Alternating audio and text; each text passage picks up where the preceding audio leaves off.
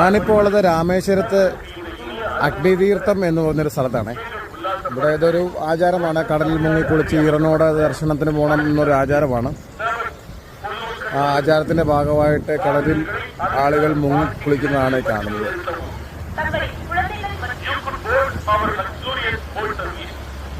ഇത് സൂര്യോദയമാണ് കേട്ടോ. രാവിലെ സമയമാണ്, സൂര്യൻ ഉദിക്കുന്നതാണ് ഈ കാണുന്നത്.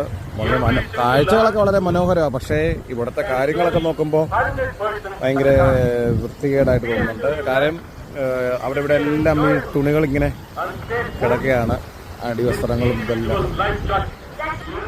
KSRTCയുടെ സർവീസാണ് ഇവിടുത്തെ. KSRTC അല്ല, ഇവിടുത്തെ ട്രാൻസ്പോർട്ടിന്റെ സർവീസാണ്.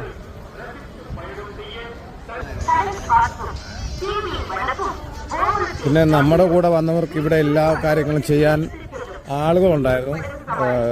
അവർ നേരത്തെ ഫോണിൽ വിളിച്ച് എല്ലാവരുമായിട്ട് സംസാരിച്ച് ഇവരുടെ റിലേറ്റീവ്സോ ഫ്രണ്ട്സോ അങ്ങനെയൊക്കെ ആരൊക്കെ ഉണ്ടായിരുന്നു. അതുകൊണ്ട് അവർക്ക് കാര്യങ്ങളൊക്കെ എളുപ്പമായിരുന്നു.